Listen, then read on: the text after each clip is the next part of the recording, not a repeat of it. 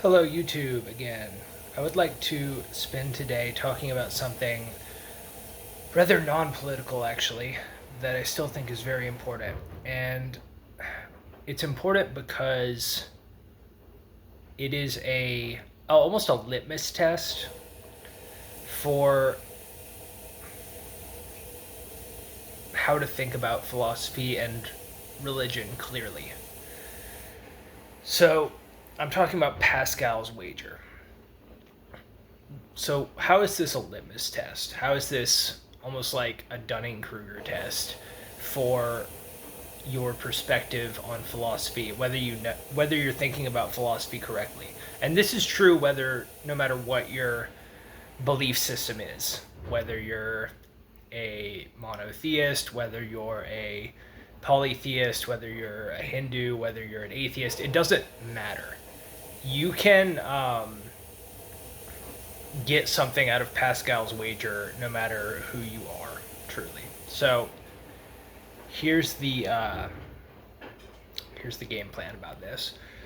So for those who don't know, Pascal's wager was created by Blaise Pascal in the, I believe, 1600s somewhere in France, and Blaise Pascal was kind of this crazy polymath, very intelligent man, architect, theologian, philosopher, author, just generally like brilliant person, um, mystic, uh, and the interesting thing about Pascal's wager, I think it's actually like cannibalized from a bunch of different sources. It's actually paraphrased it's extracted from a dialogue, but the structure is very much the same. So the idea is basically, okay, if you get punished, if you go to hell for picking the wrong decision about specifically the binary sort of Protestantish choice about the nominal choice about whether you believe in the monotheistic solar god or not, if you get punished or rewarded for this, then it's better to just pick belief arbitrarily and fake it till you make it, because you'll basically be a better person for doing that. That's kind of the argument, right? Now, if you have more than 3 brain cells, you'll realize pretty quickly that if you just take it as an argument, there's a lot of holes in it, right?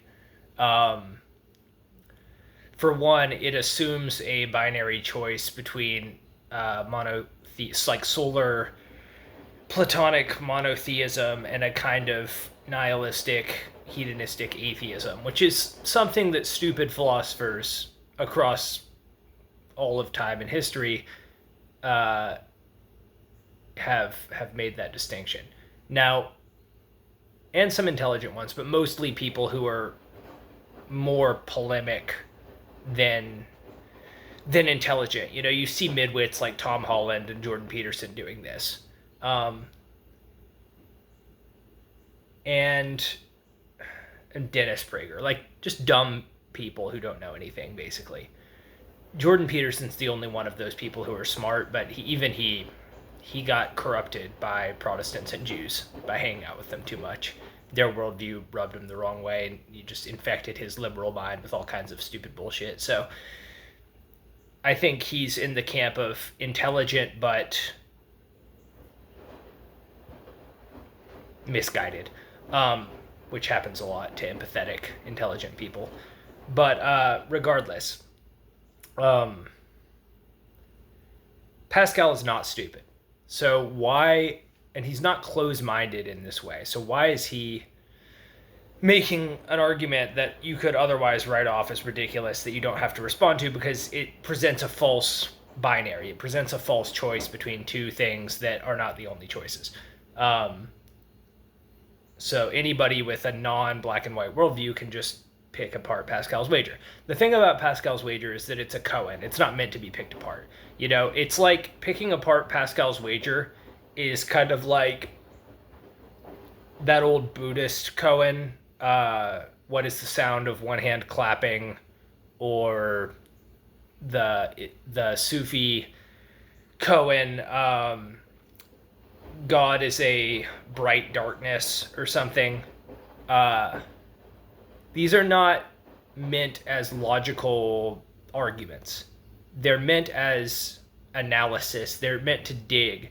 You're supposed to look at them and be like, what's that pointing me at? They're pointers, they're fingers. You don't focus on the finger. You focus on what the finger is pointing at, right?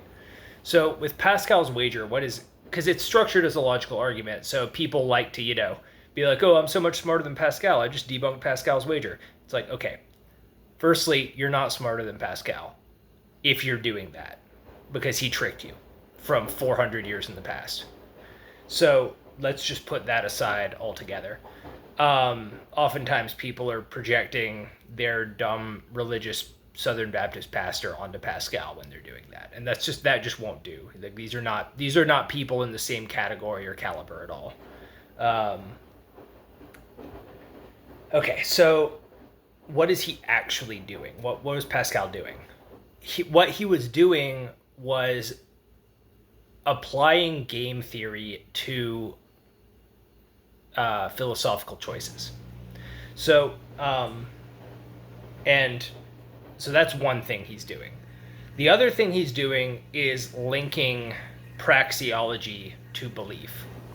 So he's doing this. He's connecting these three disparate things.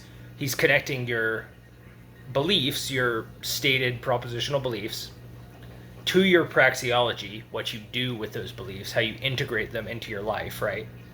And then he's saying the thing that comes before all of that is game theory, right? So what he's doing is he's setting a time bomb in philosophy.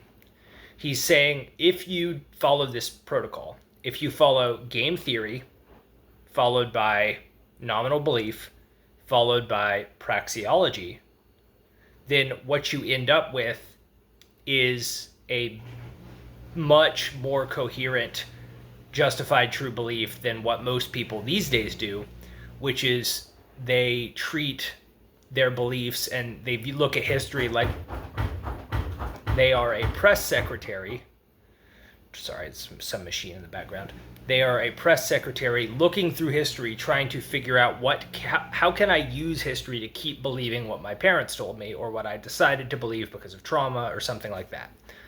And what Pascal's doing is saying, okay, logic comes first, then you put words on that logic, you name the logic, then you incorporate that into your life imperfectly, and that's how you make informed decisions about faith. So this is a very, very powerful tool, and because he put it in this sort of four-square prisoner's dilemma thing where God is the jailkeeper, the monotheistic solar Western God is a jailkeeper, people will, who don't like the idea of that jailkeeper, rightfully so. I mean, I'm not a monotheist, I don't give a shit. But for people who grew up under that jailkeeper, they don't want to, they view Pascal as this straw man to knock down. But what he's actually doing is something a little more nuanced and deep. So if you're going to go after Pascal, you have to go after what he's actually doing with this koan. You don't take the koan as a logical argument and try to beat down this straw man so you can stick it to your small town preacher somewhere. That will not do if you want to be intelligent, Anyway, till next time.